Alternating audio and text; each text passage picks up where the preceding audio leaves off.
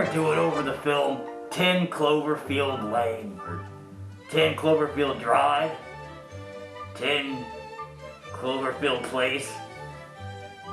It's somebody's address somewhere, I'm sure. Just write them a letter, and they'll send you, like, I don't know, a tinfoil hat or some alien propaganda, I'm sure. So, here's the thing. 10 Cloverfield Lane? 10 Cloverfield? 10 Cloverfield Lane. Drive? Lane? Damn it! Okay, so. 10 Cloverfield Lane stars Mary Weinstead, John Gallagher Jr., and John Goodman. And then it has like 2 other people in the whole damn movie. So it's a pretty small cast. A lot of people questioned if it was at all combined, like connected to the original Cloverfield movie that came out a few years ago, which was a live-action, found-footage alien invasion movie, like Godzilla kind of stuff. Giant monster, what appears to falls to Earth at some point, and this guy's filming his buddy going away and stuff like that. They're filming this big party, and everything goes to shit crazy with a big monster destroying the whole city. It was actually impressively done. They used some pretty interesting techniques on how they made the footage happen, like building fake buildings and having a breakaway, the Statue of Liberty's head and all that stuff there. If you haven't seen Cloverfield, go watch it. A girl basically finds herself in a kidnapping-like situation. And suddenly she's under this dude's protection, John Goodman, in some kind of underground bunker where he tells her the end of the world has basically happened. And she doesn't believe him, so she's running around like, because women do that. You should probably just go make a sandwich and everybody will be happy.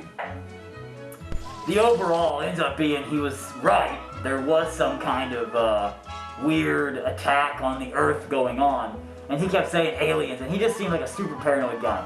John Goodman's character in the movie was great.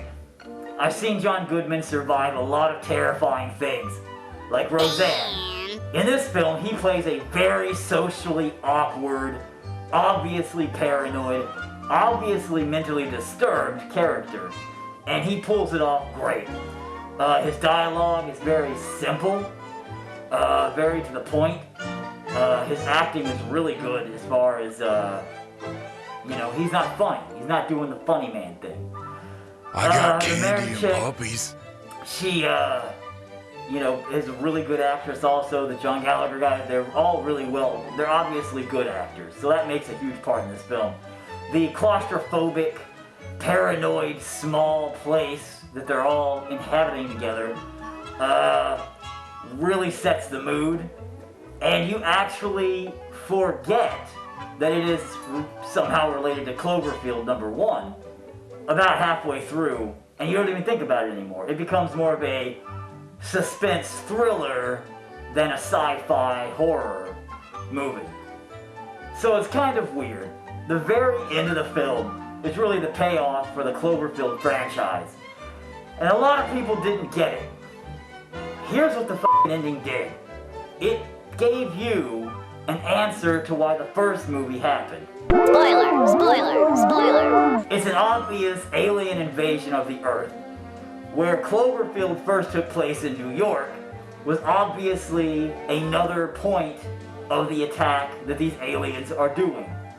Where they're at 10 Cloverfield Lane out in the middle of bumfuck nowhere happens to be where this paranoid dude lives. There's a lot of twists and turns in it throughout. A lot of things that you don't really see coming, but when it happens, you're just like, shit, okay. The acting was good, the cinematography was good, the directing was great, the effects were phenomenally good, the aliens and stuff at the end was great, the way they did everything was great, the suspense was in there, the mystery was in there. I think I like the fact the best that they didn't try to explain the backstories to people. It was much more realistic in the aspect of, here's some people thrown together in a really fucked up situation. what's gonna happen? How does their relationship develop in this small period of time they're together? And they did a great job with that concept. Because they didn't go into this heavy backstory of John Goodman's character. Which I'm really glad they didn't, because it leaves a huge amount of question as a viewer in your head at the end. You're seriously gonna look at it and go, didn't really see that happening. Wow, they did a great job. I mean, you suspect some stuff, and you get questionable, and you start thinking you know what's gonna happen, or what is happening, or what did happen, and then they kind of switch it up on you, and you're like, oh, okay, well crap, this might not be so good for everybody after all. So definitely the suspense is there, the mystery is there, the intrigue is there, at the end the sci-fi is there, and the horror is there. Man, 10 Cloverfield Lane was great. They did a damn good job with the movie, as long as you do not go into it thinking it's Cloverfield 2, because it's not.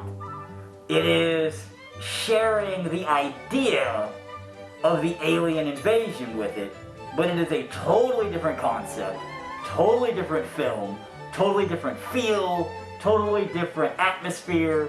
It's completely different. They did a great job with it, because the first one was found footage, blah blah blah. This one was an actual movie. So they did a great job making a sequel without it being a sequel, and without just copying the first one at the same time. So they did a really damn good job. 10 Cloverfield Lane, check it out. Hey, look what I made!